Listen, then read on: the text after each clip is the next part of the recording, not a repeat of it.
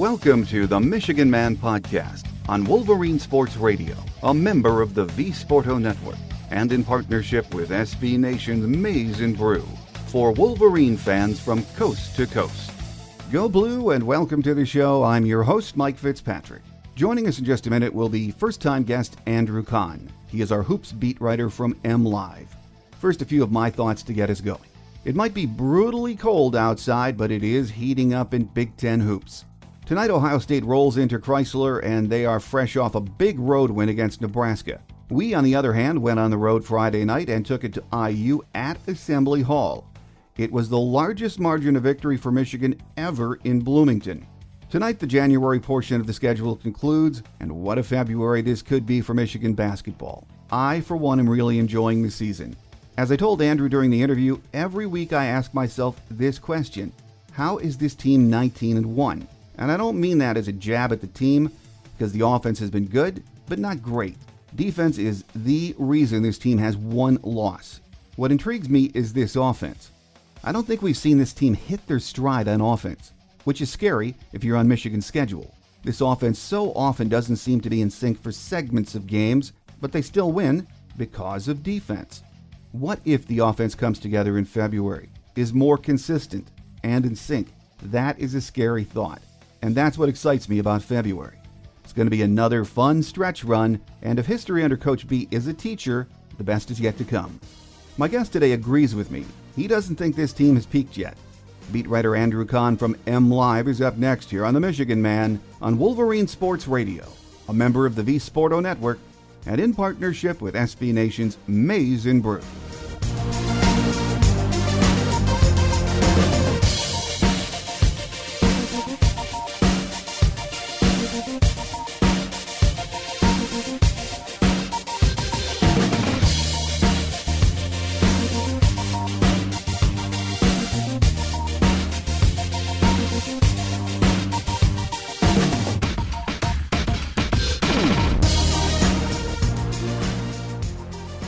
With us on our Game Day segment this week for the first time is a gentleman who covers U of M hoops. I'm sure you're all aware of Andrew Kahn from MLive. Andrew, great to have you with us. Mike, thanks for having me. Well, it is the end of the month, very busy time of the year in Big Ten action, college basketball action.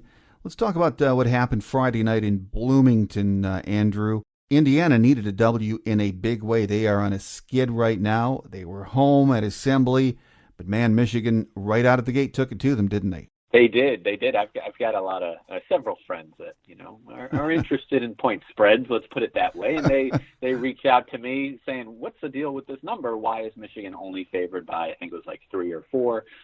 I just usually say, "I don't know. I'd stay away if I were you." That's usually my advice. And then the game started, and you're like, "Oh, well, geez, yeah, maybe they were wrong on this." But I think that number speaks to what you were saying, is that Indiana was desperate for a win. They're still talented. They've got a freshman in Romeo Langford, who many believe will be a lottery pick in the next NBA draft. They've got a big man inside in Juwan Morgan that is just a double machine, and had a big game against Michigan in the previous matchup. But Michigan just took it to them. I mean, they hit them in the face early, and it didn't stop. And then when Indiana made its inevitable push, Michigan pushed right back, and that's really what John Beilein was most proud of his team for, was, knowing that run would come from Indiana, and Michigan didn't blink. They hit some big shots, mostly 3-pointers by a variety of different players, and then defensively what they did on Indiana's stars was impressive as well. Michigan gets a big road win. Any win on the road is big. And then sort of put the bad taste in their mouth behind them from, only one loss, but 2 games where certainly offensively they didn't look great. When I was watching the game on Friday night, the crew threw out a stat that sort of blew me away. All of the years I've been watching Michigan basketball, I've always known, we know, you play at Assembly Hall, it is one tough venue, whether IU is good or mediocre. It's just a tough place to win. But they said that is the largest margin of victory for Michigan ever playing there in Indiana. Yeah, wow. Yeah, that is impressive. I didn't have that in my game story. That was a nice little tidbit to include. That is impressive. And yeah, it is a tough place. I mean, it was my first visit there. It's quite the climb up to the media seating, but that sort of gets you the perspective of it kind of shoots straight up. So fans, they always say fans are right on top of you. I mean, they kind of are. It's like the exact opposite of Michigan Stadium, where there's sort of this bowl effect. It just goes straight up, and there are seats that are close, and they are loud, and they're very passionate about their basketball, as I think people know who even haven't been there. So yeah, it was an environment that Michigan had to battle, and they did it admirably. I mean. Indiana's coach had no Archie Miller, said right away, I don't know how you come out like that. Speaking of his team, in that environment. So he understood that it seemed like it should have been a real, home crowd, home team advantage. But Michigan negated that right away. Well, they say you need to win at home when you're looking at a conference race, split on the road to stay in the race. And so far, anyway, Michigan 3-1 on the road. That's a great start, isn't it? It really is. I mean, this is something that started. They had their impressive run last year, and they had a very good road record. I'd say even the year before, when they started, I think it was 4-6 in conference play, but then they finished so strong, including getting some nice road wins. I mean, I know they won at Indiana that year because it's been 5 or 6 straight, and then they closed with a dominating win at Nebraska. I mean, that's kind of been now, I think, part of the culture of this program, and they just sort of added pieces over the years. Now it's sort of the whole defensive thing, and but winning on the road has certainly been sort of the next piece. That's what you have to do if you want to be an elite team in your conference, and Michigan and one or two other teams can stake that claim these last few years. Well, you mentioned, and I believe it was a Saturday morning article in MLive, how nice it is to have a lockdown defender in Charles Matthews. And he delivered big time against Romeo Langford, didn't he? He really did. I mean, I do, I asked them specifically, the advice you'd give to, a young player whose shots aren't falling, how they could still impact the game, because he did have a fine offensive game against Indiana, but there have been plenty of games in the past where he hasn't, and yet the defense is just always there. And he's not really the only guy like that. Certainly Xavier Simpson, I think you can say that about. But he doesn't hang his head. And then he's got, certainly the physical tools, the athletic gifts, to be truly elite. But, he doesn't really mention those things when he talks about his own, defensive skills. He talks about, effort and want to, and, film study and, just energy level and things like that. But, his coaches just rave about what, he does defensively. And, you saw it on Friday night. I mean, Langford getting in early foul trouble certainly, didn't help Indiana. But when he was out on the floor, Matthews absolutely neutralized him. And if you can do that with this Indiana team right now, that's sort of a two-man show with their injuries and just other issues they've got going on. You're going to beat them. And if you can, limit both of them, then you're going to beat them big. And that's exactly what Michigan did. Well, as you said, the coaching staff at Michigan and the opposition players and coaching staffs talk about how tough Charles Matthews' defense is. But, I think Michigan fans want to see more on the offensive end. It is what it is with him, but again, he delivered big time. But do you think, from a Michigan fan perspective, that defense of his is an underappreciated piece of his game? Probably. I mean, I think that's probably true of, just defense in general. People like the guys that are scoring points. They're not necessarily noticing how many they're, giving up on the other end. But, if you got a couple of guys that, even if they only get 10, 12 points, but they're limiting their guy by, that much under their average, I mean, you start just doing the math on these things and you can see why they're, 19-1.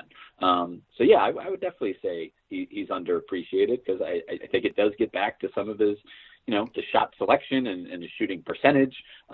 It's not where, he and certainly John Beeline would like it to be. I mean, that's no secret. That he believes he's a capable 3-point shooter. This is Beeline, speaking of his player, thinks Matthews can, knock down outside shots, but when he can get to the rim and finish, he wants to see him do that. He wants to see him have confidence with that sort of elbow jumper and not fade away as much when he gets into the paint. But defensively, there's really nothing to complain about with him. I know I read, I think it was in one of your pieces, where he looked over at the bench late in the game on Friday night against Indiana, and the reaction from the bench, I don't know if it was Coach Beeline himself, it was like, come on, pick it up. You've got to get more involved. And he really did, though. Yeah, I mean, against Indiana, it was after he got, he took that shot to the back of the head. And then he really, he went on a little personal 7-0 run scoring. I think he hit a three, he had a couple foul shots, he had a mid-range. He was doing it all. Because, there was a little stretch there where Michigan's offense went dormant. And yeah, he certainly he got them going. He's one of the leaders on this team, one of the co-captains, and he's having a very good final collegiate season. Well, Iggy Brazdeikis broke out of his slump on Friday. Granted, it was only maybe a 2 or 3 game slump. One thing you can say about this kid, though, Andrew, is he doesn't stop taking shots. He keeps on being aggressive, whether it's driving the paint or even popping threes if they're not falling. He has really a tough mental makeup, doesn't he? He absolutely does. I mean, that was evident really as soon as he stepped foot on campus. Whenever you got to meet the kid, whether it was for me it was in Spain, but if not, it was media day or as soon as these games started, it was very clear that he's built a little differently than most freshmen, both physically and his mental makeup. He is extremely confident in his abilities, and he takes individual matchups personally, and he's just he's a very well-rounded player. And you say he keeps shooting. I mean, that for the most part has been true, which is why that Wisconsin game was so strange, because he did go into a bit of a shell. I think he only took 5 shots in that game. Yeah. Which, if it wasn't a season low, it was certainly among their close games. It was a season low. He might have had 5 or 4 in one of their real blowouts. But again, got in some foul trouble in that game that didn't help him. But he bounced back. Minnesota, very aggressive, but maybe not as efficient. And then Indiana, incredibly efficient. He hits his first 3, and he was just rolling from there. You sort of saw the old Iggy, which is funny because it's just, again, like you said, it was really just a week of games, a couple of them. It wasn't like, he was in this major month-long slump. He wouldn't have even called what he was in a slump. And that's part of, I think, what makes him a special player. Well, and he's not even been around a year yet. He's a freshman, and we're learning about him. But one thing I think we've learned already is he does not get uptight. Very animated kind of a kid, too, with his money signs, et cetera, really gets into the game. And like he said, he loves the hate he gets on the road. I mean, he's a character, isn't he, Andrew? He really is. I mean, he's, I guess he's sort of a sports writer's dream in that sense. I mean, I'm never one that's like, all right, I'm going to, what can I ask him? What crazy thing might he say? But, a lot of these things many of these things are unprompted. He is a character. He reminds me of Mo Wagner in many ways. And his response saying he loves being hated was in response to the fact that he wears number 13, much like Mo. And he wanted that pressure that came with wearing that number when he came to Michigan. So, they're both players that weren't born in the United States, good offensive skill sets, and just very, they're able to sort of step back. You ask a lot of players, how far can this team go?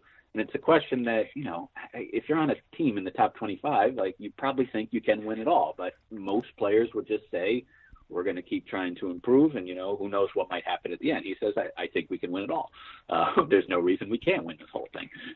So that's just, he's honest about these things in a way that's just sort of disarming and genuine and refreshing. Well, another player who was big on Friday, and he's been big all year, is John Teskey in a lot of ways.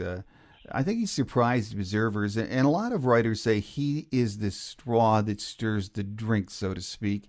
Have you been surprised at what he has given the team so far, Andrew, on both ends of the floor? Absolutely. I mean, he's a guy, I put Xavier Simpson in that category, but given that Simpson started last year, not as much so. Teskey is the guy that, opposing coaches just single out right away, as a guy that has just taken great strides and is just sort of an example of the player development that's happening at Michigan. I mean, 2 years ago, the guy couldn't really get on the floor. He didn't redshirt only because, they decided to redshirt, another guy in his class, Austin Davis. But, just played a couple minutes here and there when it was absolutely necessary because of foul trouble. Last year, still backing up Mo, comes in for spot minutes. You saw the defense, that's something he could do sort of, right away. And now this year with the threes and the mid-range and, again, he's not a guy that they throw the ball into regularly. That's just not really Michigan's style. But, very efficient offensively. And then defensively, we talk about Matthews and we can talk about Simpson and really just the team defense. But having a guy like Teskey at the back line is just so huge. And, I use that word. He is 7'1", 260 pounds, and he uses that. He's a real, rim protector. He's still not blocking a ton of shots, but I think he did have a few, in the last few games he's increased that number. But again, it's more about just altering shots. Some guys won't even shoot at all; they'll kick out. He's an unbelievable presence. He moves his feet well in ball screen coverage. That's another thing coaches always point out, that, they're not going to intentionally switch him onto a point guard, but, if it happens for a few seconds in a possession, he can hold his own. So he really is an extremely versatile player. And, you've seen it in the game, some of the games where he has foul trouble. Michigan has to scramble a bit. They have Isaiah Livers, they have Brandon Johns that they can turn to for spot minutes, but you want Teskey out there, and he hits the floor. I mean, how many 7-footers do you see, diving for loose balls? He's done it multiple times this season. So very impressive player, and another very just humble kid that doesn't like talking about himself and always focused on the next game and, another team first guy. Well, we're getting a lot from him, and we're getting a lot from Xavier Simpson too. He's such a player that I like more and more all of the time. The defensive part, that's obvious. Everyone talks about that, and everyone talks about his free throw shooting and his 3-point shooting. It's not great. We know that. But the important thing is he's really become a very good quarterback for this offense, hasn't he? He has. I mean, it's been less about what he can't do and just more about what he can, because he brings so much to this team, and you saw it against Indiana. I mean, he's got the ball on a string. He, like you said, he's a quarterback. He's seeing everybody else out there. He knows what they're doing, and he gets it to them in great spots, which is really what you want your point guard to do. Would you rather him, be a better outside shooter, and certainly the free throw shooting? Yes, but I mean, geez, he gives so much defensively. He gives so much, sharing the ball, setting guys up, that he really is. He's playing at just such a high level, and certainly looking like a strong candidate for one of the defensive players of the year. The defensive player of the year in the Big Ten. So yeah, I mean, I love what Simpson brings. Again, a guy who doesn't have to score, that many points. He had the breakout game the second time around against Northwestern, but he's had plenty of games where he's only scored, 2 or 4 points, but he's dished out double-digit assists. He's like Derek Walton. He has this knack for defensive rebounding. He's had several, 7-8 rebound games. So yeah, his growth has been important for this Michigan team for sure. And that's the thing with him, Andrew. I think a lot of fans, as you said, and I think sometimes you would like him to be a better shooter, but I mean, it is what it is right now. But the reality is this team doesn't need him to do that to win. No, absolutely. And I think that's what makes this team so good. You see, their true peak potential when he and John Teskey injuries, like in that game against Northwestern. But I think the bigger key is that teams, a performance like that, you'd think would prevent teams from playing that kind of defense that Northwestern did, which is just daring him to shoot. Because if a team does that and he's not hitting them, then it's kind of problematic. But if they're just respecting the shot, it just opens up so much more for him and his teammates. So yeah, absolutely. I think he's just bringing so much to the table for this team, and he's sort of his teammates are taking a cue from him, and that there's no one on this team that feels they need to get a certain number of shots every game, and I think that's really part of the secret sauce for Michigan this year. We're not we're not in the locker room, every day. I don't want to try to say like I truly know, the inner thoughts of every guy on this team. But what I do try to do as a beat writer is, kind of get as close to that truth as I can. And I do feel like this team is very connected, and they're very unselfish in that, again, guy only gets, 5 shots, or maybe he'll get 15 shots. There's not really a lot of complaining, one way or the other. With us here on our Game Day segment this week is Andrew Kahn from MLive, who's a beat writer covering Michigan hoops. Andrew, there are times I watch this team, and this is from the beginning, and I ask myself the same question every time. I'm asking it now. How are they 19-1? And I come back to the same answer every time: defense. That is the reason this team has only lost once, isn't it? Well, it absolutely is. I think, these things change, by the hour as more games get played. I think they're up to number 2 in Ken Pom, which, adjusts for, the strength of your opponents in defensive efficiency. And yeah, there's plenty of games this year. I mean, go back to the first two. The first 2 games, Norfolk State and Holy Cross, they probably beat Norfolk State anyway, but I'm not sure that they were going to pull away from Holy Cross if it wasn't for the way they locked down on defense in that game. Then there's plenty of other games, even the games they win by 20, 30 points. It all started with defense, turning defense into offense. And then you've got some of the other games that were tighter than you'd expect, but again, the defense was pretty much always there. There was that little spell there towards the end of non-conference where, the defense sort of took a little bit of a step back, starting with that South Carolina game, but, another great, performance against Indiana, even the Wisconsin game. I mean, you'll look at some of the factors in that game. You get no points from your leading scorer. You go, I think it was 5 for 18 from 3. You don't shoot well from the foul line. You have a decent first half from Jordan Poole, and that's about it. And yet that game really went down to the final minute. You lose by 10, but only because of the, circumstances with the intentional foul and things like that. So they were right in it on the road against a good team without much offense at all. And Mike, I think you're absolutely right. It speaks to the defense. Something that John Beilein wanted to emphasize. Now, I guess you go back 2-3 seasons ago, the hiring of a new assistant coach, and Billy Donlin and Luke Yaklich has just sort of, taken that to the next level, and they've got the personnel to do it. Coaches always say defense goes on the road. It can cover a multitude of offensive sins, especially on an off night.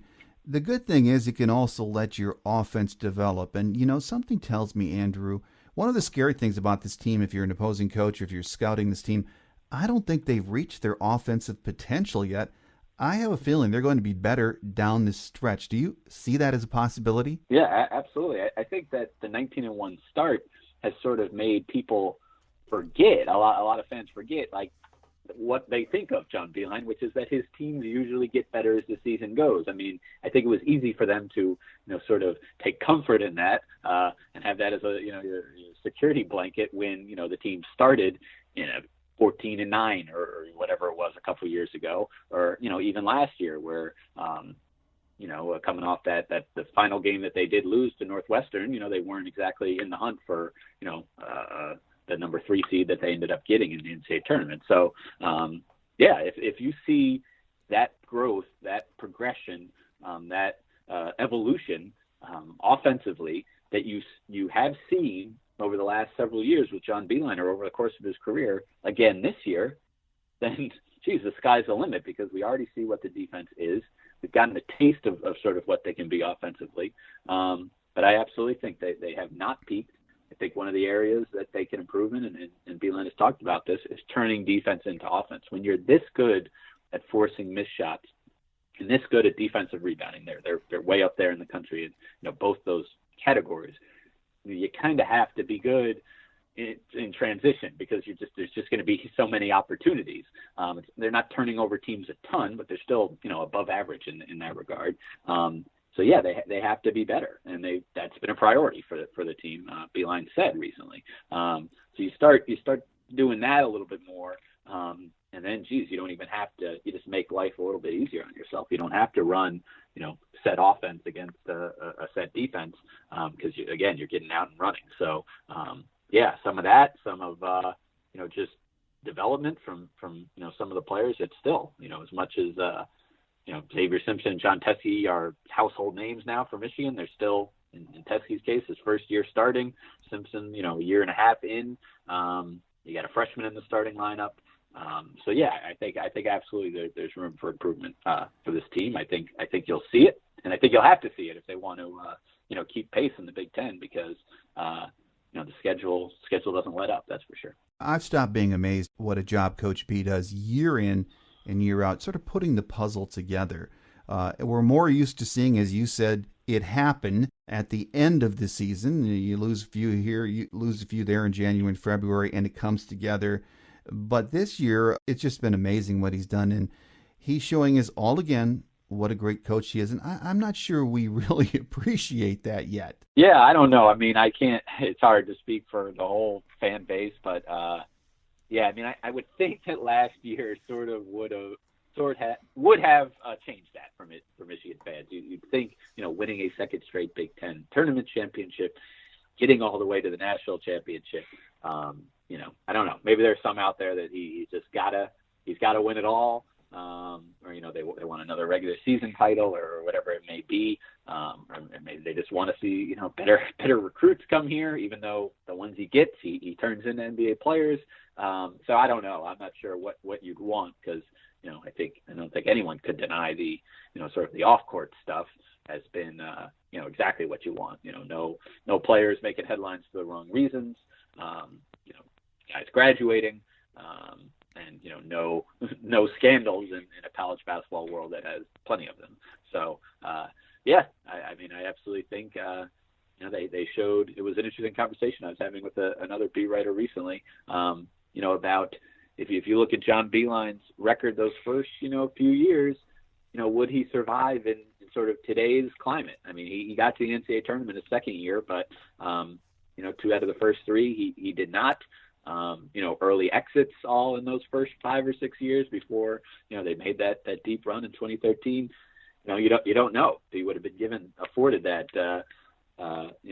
that time that most coaches do need. But I think a large majority of Michigan fans are happy that he was. Well, Tuesday night, Ohio State visits Chrysler. They're fresh off a big Nebraska win. Do you think the Buckeyes match up pretty well against Michigan? I think they match up okay. I don't think Michigan will take them lightly. It's a rivalry game. I don't think I wouldn't circle this as a loss on their schedule. I mean, certainly any of the games at home. This has been something that Michigan. This is one of their stated goals was to win all their home games.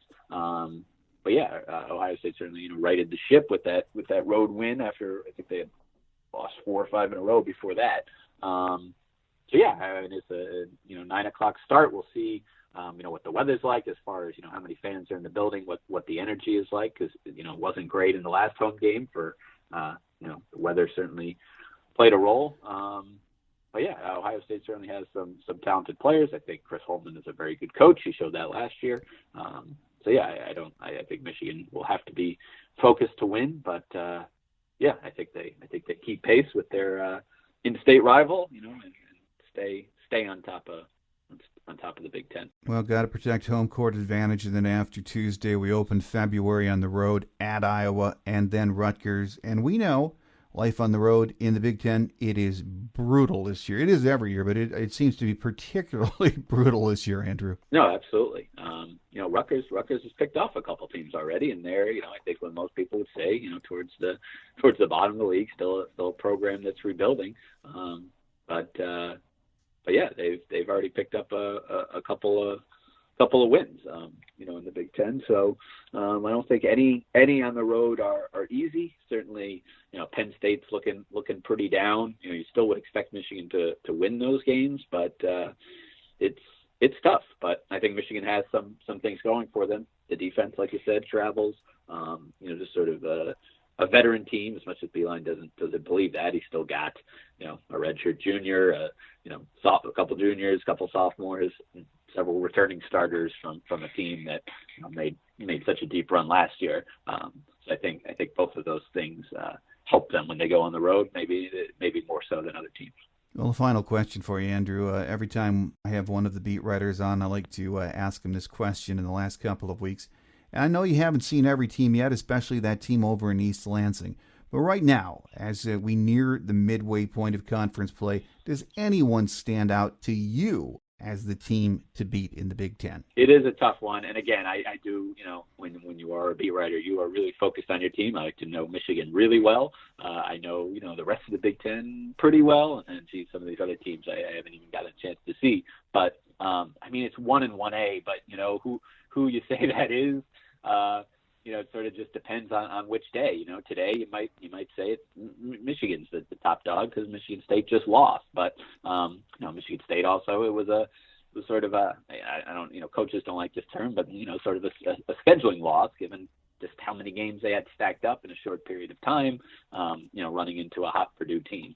So I think given that Michigan State is doing this without a very key player in Josh Langford. And has had, 1 or 2 guys out for other games, including, the game against Purdue. That's been even more impressive. I guess a fair question would be, are they going to necessarily be better, when they're at full strength? Because, it's hard to look much better than they've looked. You look at the chemistry, shot distribution, things like that. So I realize I've probably talked for 30 seconds here and completely dodged the question, but it's a tough call. I love that they're playing twice. It's kind of interesting that it's so late in the season for both. It's going to be 2 fully formed or close to it products at that point. I don't know, kind of would have been nice to have one like now, and then again another one later, but so be it. Baby steps. Last year you only got the 1 regular season matchup. Now that's been rectified. So. The fact that they're both so late in the season, we'll take it for now. For now, I guess I'd say at this point I'd give the edge to the home team in those 2 matchups. They go about it differently, but both elite teams right now, worthy of their top 10 ranking in the country. Joining us on our game day segment this week has been beat writer Andrew Kahn from MLive. First time on the show, and Andrew, we're heading into after this week. Into February, and it's going to be the meat grinder portion of the schedule. So we appreciate you coming on for the first time, and we look forward to getting you back in February and seeing what's happening. Mike, happy to do it. Thanks again. Quick Hits is next as we wrap it up for another week here on The Michigan Man on Wolverine Sports Radio, a member of the V Sporto Network, and in partnership with SB Nation's Maize and Brew.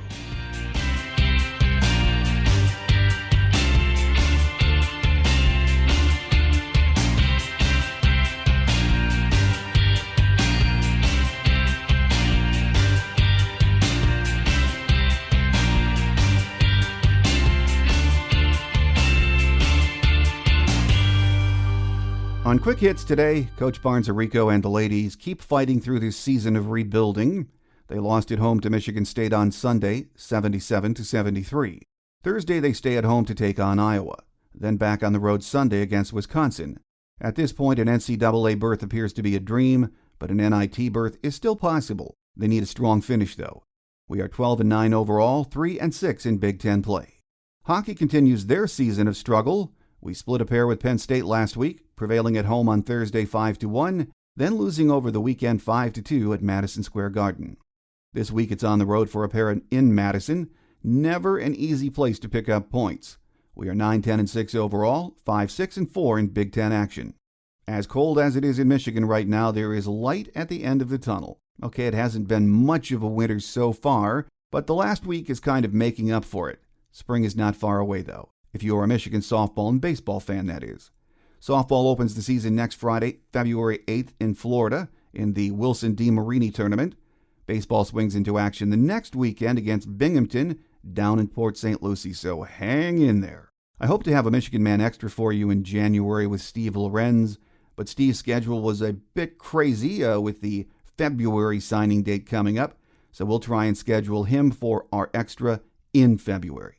Don't forget our free show app is available from the iTunes and Google Play stores. You can also get the show on Spotify, iHeart, TuneIn, and Wolverine Sports Radio. That will do it for another week. Thanks as always for joining me, and please tell your friends and family about the show. I'm your host, Mike Fitzpatrick. Have a great Wolverine week, everyone.